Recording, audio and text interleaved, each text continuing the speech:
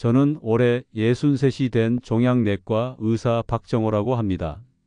30해 넘게 수많은 암 환자들을 만나왔습니다. 지금도 기억나는 분들이 참 많습니다. 그 중에 아직도 제 마음을 붙잡는 분이 계십니다.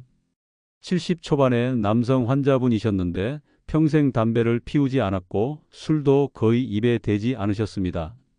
주변 사람들도 다 건강 체질이라고 부러워할 정도였죠. 그런데 그분은 검진을 늘 미뤘습니다. 본인이 괜찮다고 느끼니까 굳이 병원에 갈 필요가 없다고 생각하셨던 겁니다. 그러던 어느 날 배가 더부룩하고 체중이 빠지길래 뒤늦게 병원을 찾으셨습니다. 검사해 보니 간암이 이미 상당히 진행된 상태였습니다. 항암 치료를 시작했지만 종양이 너무 커져 있었고 결국 몇 달 만에 세상을 떠나셨습니다. 제가 그분을 떠올릴 때마다 가슴이 미어지는 이유는 나는 괜찮다라는 막연한 자신감이 오히려 가장 큰 위험 요인이 될 수 있다는 사실 때문입니다. 반대로 비슷한 연배의 여성 환자분이 있었습니다. 유방암 초기 진단을 받으셨는데 처음에는 충격이 크셨습니다.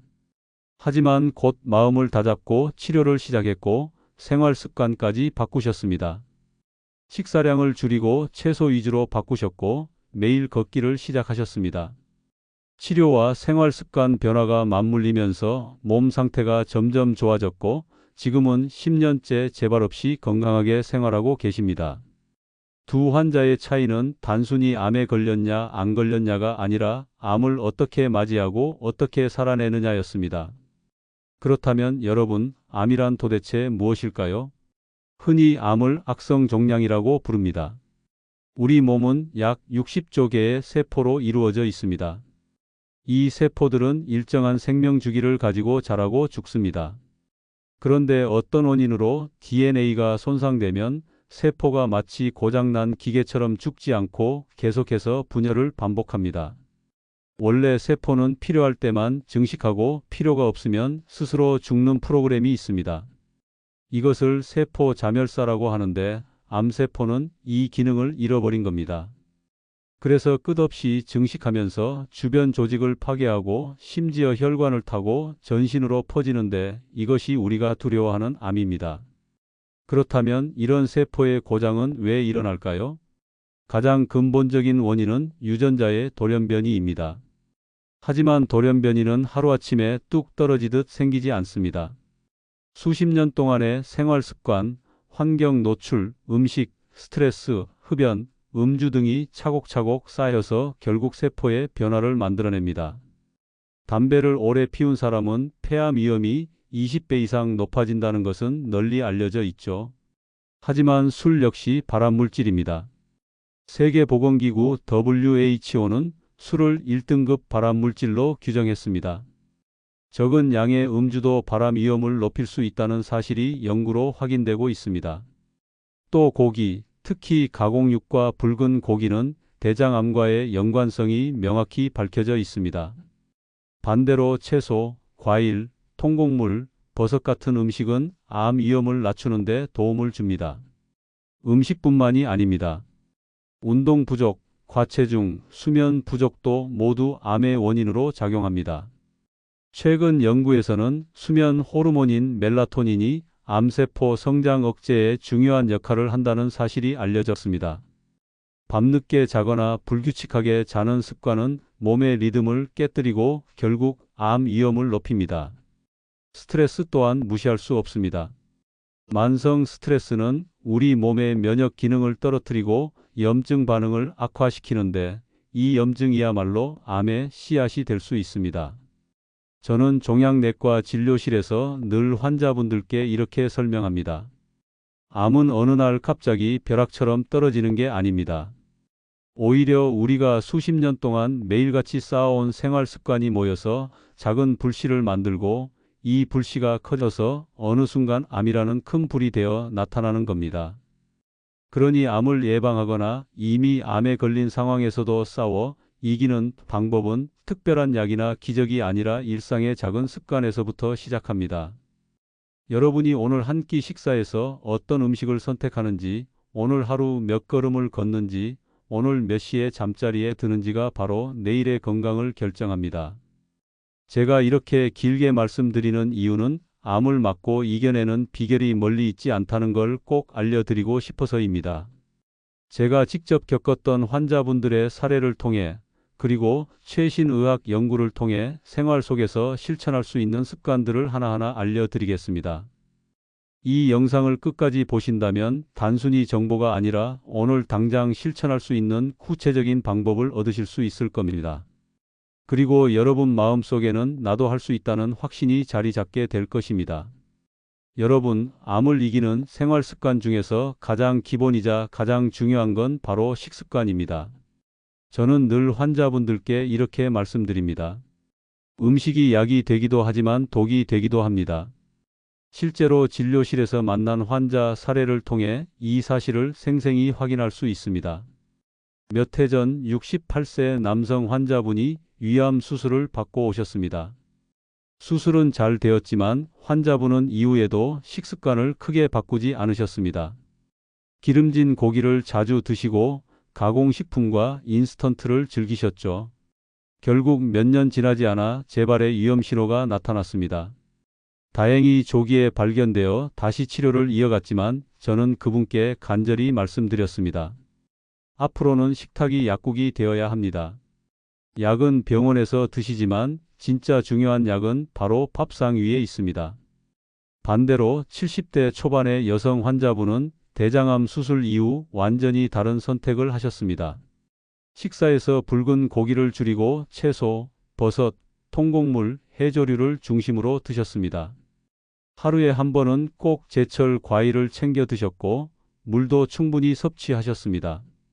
무엇보다 가공식품과 설탕이 많이 들어간 음식은 철저히 피하셨습니다. 그 결과 10년이 넘도록 재발 없이 건강하게 지내고 계십니다. 그분은 늘 저에게 이렇게 말씀하십니다.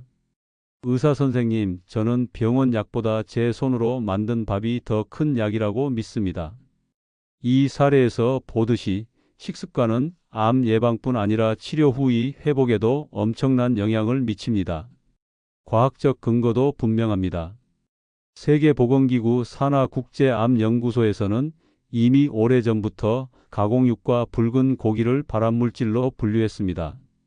햄, 소시지, 베이컨 같은 음식은 대장암과 직접적인 연관이 있다는 사실이 여러 연구에서 확인되었습니다. 반면에 채소와 과일의 풍부한 항산화 성분, 식이섬유는 발암 과정을 억제합니다. 식이섬유는 장 속에서 발암 물질을 희석하고 배출하는 역할을 하고 항산화 성분은 세포 손상을 막아줍니다. 저는 환자분들께 권합니다. 밥상에 색을 더하시라고요. 빨간 파프리카, 초록 브로콜리, 보라색 가지, 흰 양배추, 노란 단호박. 이 5가지 색깔을 고루 챙겨 드시는 습관만으로도 몸속에는 강력한 항산화 물질이 들어가 암세포의 성장을 억제합니다. 버섯 역시 빼놓을 수 없습니다. 표고버섯, 느타리버섯, 새송이버섯에는 베타글루칸이라는 성분이 들어있는데 이 성분이 면역세포를 자극해서 암세포를 공격하는 힘을 키워줍니다. 또 하나 강조하고 싶은 건 설탕입니다. 많은 환자분들이 항암 치료 중에 입맛이 떨어지면 단 음식을 찾게 됩니다. 그런데 설탕이 많이 들어간 음식은 혈당을 급격히 올리고 인슐린을 자극하며 결국 암세포의 성장을 돕는 환경을 만듭니다. 암세포는 정상세포보다 훨씬 더 많은 포도당을 필요로 한다는 사실은 이미 잘 알려져 있습니다. 물론 설탕 한 숟가락이 곧바로 암을 만들지는 않지만 단 음식을 습관처럼 먹는 것은 암과 싸우는 데 큰 걸림돌이 됩니다. 그렇다면 어떻게 먹어야 할까요? 정답은 단순합니다. 덜 가공된 자연 그대로의 음식을 선택하는 것입니다. 현미밥, 보리밥 같은 통곡물을 기본으로 하고 신선한 채소와 과일, 해조류, 두부와 콩 같은 식물성 단백질, 그리고 생선과 같은 양질의 단백질을 적절히 곁들이면 됩니다. 반대로 소시지, 햄, 튀김, 라면, 탄산음료 같은 음식은 줄이셔야 합니다. 제가 진료했던 한 66세 환자분은 위암 수술 후 매일 아침을 바꾸셨습니다. 예전에는 빵과 커피로 대충 때우셨지만 이후에는 현미죽에 김치 대신 깍두기를 조금만 곁들이고 삶은 시금치와 구운 두부를 드셨습니다. 단순한 변화였지만 섬유질과 단백질을 균형 있게 섭취하면서 체력이 점점 좋아졌고 항암 치료 부작용도 훨씬 가볍게 지나갔습니다. 그분은 지금도 매일 아침마다 이게 제 건강약입니다 라며 웃으십니다. 여러분, 암은 결국 우리가 먹는 것과 밀접하게 연결되어 있습니다. 그렇다고 무조건 금욕적인 식단을 만들라는 건 아닙니다. 중요한 건 습관입니다. 매일 조금씩 꾸준히 몸이 좋아하는 음식을 선택하는 것입니다. 제가 강조드리고 싶은 건 완벽함이 아니라 꾸준함입니다. 한 번의 과식이 암을 만들지 않듯이 한 번의 채식이 암을 예방하지도 않습니다. 그러나 매일 쌓이는 작은 선택이 결국 우리 몸을 바꿉니다. 암을 이기는 또 하나의 중요한 습관은 바로 운동입니다. 많은 분들이 이렇게 물어보십니다. 선생님, 암 환자가 운동해도 되나요? 몸이 약해지는데 괜찮을까요? 제 대답은 항상 같습니다. 운동은 해야 합니다. 하지만 무리하지 않고 꾸준히 자신의 몸에 맞는 방법으로 해야 합니다. 실제로 운동은 암의 예방뿐만 아니라 치료 중 회복, 재발 방지에도 큰 힘을 발휘합니다. 제가 기억하는 환자 중에 71세의 전립선암 환자분이 계셨습니다. 수술을 받고 나서 체력이 크게 떨어져 침대에 누워 계시는 시간이 많았습니다. 그런데 그분은 마음을 다잡고 매일 아침 병원 정원을 10분씩 걷는 걸 시작하셨습니다. 처음에는 숨이 차고 다리가 무겁다고 하셨지만 일주일, 한 달, 석 달이 지나면서 10분이 20분으로, 20분이 30분으로 늘어났습니다. 결국 항암 치료가 끝날 즈음에는 하루 10,000보를 걷는 게 습관이 되셨습니다. 지금은 5년째 건강하게 지내고 계시고 본인이 이렇게 말씀하십니다. 운동이 제 두 번째 항암제였습니다. 운동이 암과 관련해서 중요한 이유는 크게 세 가지입니다. 첫째, 운동은 우리 몸의 면역력을 강화합니다. 규칙적인 운동은 면역세포, 특히 자연살의 세포라 불리는 NK세포를 활성화시키는데 이 세포들은 암세포를 찾아내어 직접 공격하는 역할을 합니다. 둘째, 운동은 체중 조절에 큰 도움을 줍니다. 비만은 여러 암의 주요 위험 요인입니다. 특히 여성의 경우 비만은 유방암, 자궁내막암과 깊은 관련이 있습니다. 셋째, 운동은 호르몬 균형을 바로잡습니다. 여성 호르몬이나 인슐린과 같은 호르몬이 과도하면 암세포 성장에 유리한 환경을 만듭니다. 그런데 운동은 이런 호르몬을 적정 수준으로 유지하는 데 도움이 됩니다. 여러분, 운동이라고 해서 꼭 헬스장에서 땀을 비 오듯 흘리며 힘든 운동을 해야 하는 건 아닙니다. 가장 좋은 건 걷기입니다.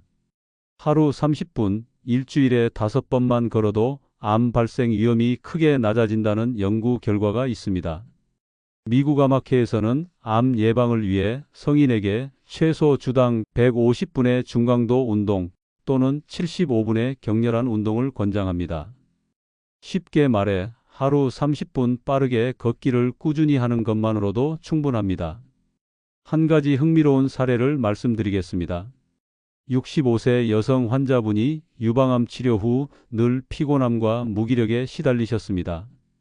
그런데 우연히 병원에서 열린 요가 프로그램에 참여하게 되셨습니다. 처음에는 몸이 뻣뻣해 동작을 따라하기 힘들었지만 호흡을 가다듬고 천천히 움직이면서 점점 몸이 풀리기 시작했습니다. 몇 달이 지나자 피로감이 줄고 숙면을 하게 되었고 무엇보다 마음이 안정되었다고 하셨습니다. 요가는 단순한 운동이 아니라 심신을 함께 다스리는 활동으로 스트레스 완화와 면역력 강화에 도움을 줍니다. 또 다른 환자분은 항암 치료 중이라 체력이 떨어져 계셨습니다. 그래서 제가 권해드린 건 가벼운 근력 운동이었습니다. 물병을 들고 팔 운동을 하거나 의자에서 앉았다 일어나는 동작부터 시작했습니다. 근육은 우리 몸의 에너지 창고와 같습니다. 근육량이 줄면 면역력도 떨어지고 회복력도 떨어집니다. 반대로 근육을 유지하면 항암 치료 부작용도 이겨내는 힘이 커집니다. 많은 분들이 암 환자는 쉬는 게 중요하다고 생각합니다. 물론 휴식도 필요하지만 하루 종일 움직이지 않고 누워 있는 것은 오히려 회복을 방해합니다. 운동을 하면 혈액순환이 좋아지고 림프액의 흐름이 원활해져 노폐물과 독소가 잘 배출됩니다. 암 환자뿐 아니라 암을 예방하려는 분들에게도 이 효과는 똑같이 중요합니다. 그렇다면 시니어 여러분들께 가장 추천드리고 싶은 운동은 무엇일까요? 첫째, 빠르게 걷기. 둘째, 가벼운 근력 운동. 셋째, 요가나 스트레칭 같은 유연성 운동. 이 세 가지를 적절히 섞으면 금상첨화입니다. 특히 하루에 햇볕을 쬐며 걷는 것은 운동과 비타민 D 합성을 동시에 할 수 있는 최고의 습관입니다. 비타민 D는 면역력을 강화하고 일부 암 예방과도 깊은 관련이 있다는 것이 이미 밝혀져 있습니다. 저는 환자분들께 이렇게 말씀드립니다. 운동은 약입니다. 하지만 약은 꾸준히 먹어야 효과가 있듯이 운동도 꾸준해야 합니다. 오늘 당장 무리해서 1시간 달리기를 할 필요는 없습니다. 오히려 내 몸에 맞는 속도로 즐겁게 꾸준히 하는 것이 중요합니다. 매일 20분, 30분이라도 걸으면서 몸을 움직이는 것, 그것이 바로 암을 이기는 생활 습관입니다. 암을 이기는 데 있어 또 하나 빼놓을 수 없는 생활 습관은 바로 수면입니다. 여러분, 잠을 단순히 휴식으로만 생각하시죠? 하지만 잠은 우리 몸의 회복 시간이고 세포가 스스로를 고치는 황금 시간입니다. 특히 밤에 깊이 자는 동안 분비되는 멜라토닌이라는 호르몬은 강력한 항산화 작용을 합니다. 멜라토닌은 암세포의 성장을 억제하고 손상된 DNA가 회복되는 데 도움을 줍니다. 그래서 수면이 부족하거나 밤을 새우는 생활을 오래 하면 암 위험이 높아집니다. 제가 진료했던 한 69세 남성 환자분은 위암 수술 후 회복이 더디셨습니다. 알고 보니 평생 늦게 자고 새벽에 일어나던 습관이 몸에 배어 있었습니다. 하루에 5시간 정도 밖에 못 주무셨는데 면역력이 떨어지고 회복도 더뎌진 이유가 거기에 있었습니다. 제가 수면 습관을 바꿀 수 있도록 도와드렸습니다. 밤 11시 이전에 잠자리에 들고 스마트폰 대신 책을 읽으며 마음을 가라앉히는 습관을 들이도록 했습니다. 처음에는 쉽지 않았지만 조금씩 적응하면서 7시간 이상 숙면을 하게 되었고 이후 면역 수치가 눈에 띄게 올라갔습니다. 환자분 본인도 잠을 바꿨더니 몸이 달라졌다고 하셨습니다. 또 한 분은 항암 치료 중이던 65세 여성 환자분이셨습니다. 치료 부작용으로 불면증이 심해 고생하셨는데 저는 수면 위생이라는 개념을 설명해 드렸습니다. 낮에는 햇볕을 쬐고 적당히 몸을 움직여야 밤에 숙면이 가능하다는 것, 침실은 어둡고 조용하게 유지해야 한다는 것, 잠들기 전 카페인은 피해야 한다는 것. 이런 기본 원칙을 지키면서 차츰 불면증이 호전되었고 치료도 훨씬 잘 견디실 수 있었습니다. 이처럼 암을 이기는데 수면은 절대적인 역할을 합니다. 세계보건기구는 교대 근무로 인해 수면 리듬이 깨진 경우도 발암 요인이 될 수 있다고 경고합니다. 밤에 자고 낮에 활동하는 정상적인 리듬이 우리 몸의 건강을 지키는 가장 중요한 원리라는 뜻입니다. 그러니 시니어 여러분들, 아무리 늦게 자는 습관이 몸에 배어 있어도 지금부터 조금씩 조정해 보시길 권합니다. 오늘 30분만 일찍 자도 내일 몸은 달라집니다. 그리고 또 하나 중요한 생활 습관은 스트레스 관리입니다. 암 환자분들 중 많은 분들이 병 자체보다 마음 때문에 더 힘들어 하시곤 합니다. 분노, 불안, 우울감은 단순한 기분 문제가 아니라 면역력을 떨어뜨리고 암세포가 자라기 쉬운 환경을 만듭니다. 제가 돌봤던 72세 여성 환자분은 유방암 치료를 받으면서 극심한 우울감에 빠지셨습니다. 치료는 잘 진행되고 있었지만 늘 나는 이제 끝났다라는 생각을 하셨습니다. 저는 상담을 통해 마음을 표현하고 풀어내는 것이 중요하다고 말씀드렸습니다. 그분은 이후 암 환우 모임에 참여하면서 비슷한 처지의 분들과 이야기를 나누기 시작했습니다. 서로의 아픔을 공유하고 웃고 울다 보니 마음이 한결 가벼워졌습니다. 그때부터 식사량도 늘고 잠도 잘 오기 시작했습니다. 결국 치료도 훨씬 수월하게 끝날 수 있었습니다. 실제로 스트레스는 우리 몸의 호르몬 균형을 무너뜨립니다. 스트레스가 심하면 코르티솔 같은 스트레스 호르몬이 계속 분비되고 이 호르몬은 면역세포의 기능을 억제합니다. 반대로 웃음, 감사, 긍정적인 마음은 엔도르핀과 같은 좋은 호르몬을 분비시켜 면역력을 높입니다. 그래서 저는 환자분들께 이렇게 말씀드립니다. 항암 치료 못지않게 중요한 게 바로 웃는 겁니다. 오늘 하루 한 번이라도 크게 웃어보세요. 그게 여러분의 암세포를 약하게 만듭니다. 어떤 환자분은 매일 아침 감사 일기를 쓰셨습니다. 오늘은 햇살이 따뜻해 감사하다. 오늘은 밥맛이 있어 감사하다. 아주 사소한 것 같지만 이 습관이 마음을 바꿨습니다. 감사하는 마음은 불안과 두려움을 몰아내고 긍정적인 기운을 불러옵니다. 실제로 그런 환자분들은 치료 성적도 더 좋은 경우가 많습니다. 여러분, 암은 몸의 병이기도 하지만 동시에 마음의 병이기도 합니다. 수면과 스트레스 관리를 통해 몸과 마음을 동시에 돌보는 습관, 이것이야말로 암을 이기는 가장 중요한 비밀 중 하나입니다. 암을 이기는 생활 습관에서 마지막으로 꼭 말씀드리고 싶은 건 정기 검진 습관입니다. 많은 분들이 몸에 특별한 증상이 없으면 굳이 병원에 갈 필요가 없다고 생각하십니다. 하지만 제가 30년 넘게 환자를 보면서 배운 가장 큰 교훈은 바로 이것입니다. 암은 조기에 발견하면 충분히 이길 수 있다. 실제로 암은 초기에는 특별한 증상이 거의 없습니다. 배가 불편하다, 체중이 조금 줄었다, 피곤하다, 이런 흔한 증상들로는 암을 의심하기가 쉽지 않습니다. 그렇기 때문에 정기검진이 목숨을 살립니다. 제가 돌봤던 한 67세 남성 환자분은 평소 특별히 불편한 게 없으셨지만 국가검진에서 대장 내시경을 받으셨습니다.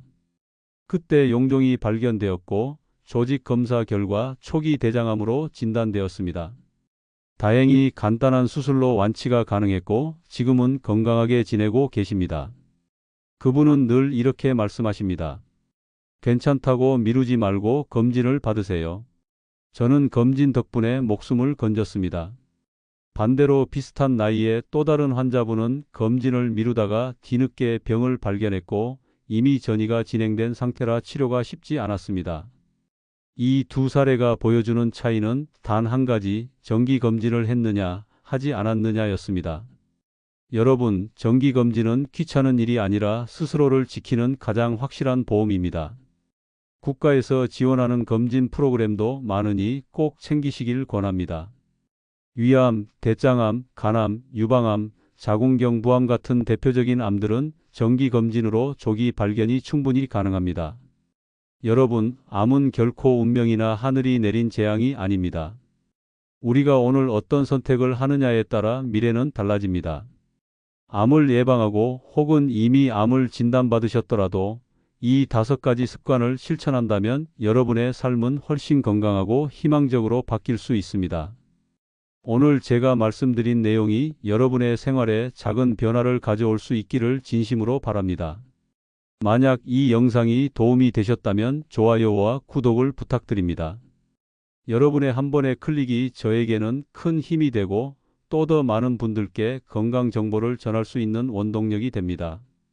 여러분 모두 건강하시고 오늘 하루도 힘내시길 바랍니다. 감사합니다.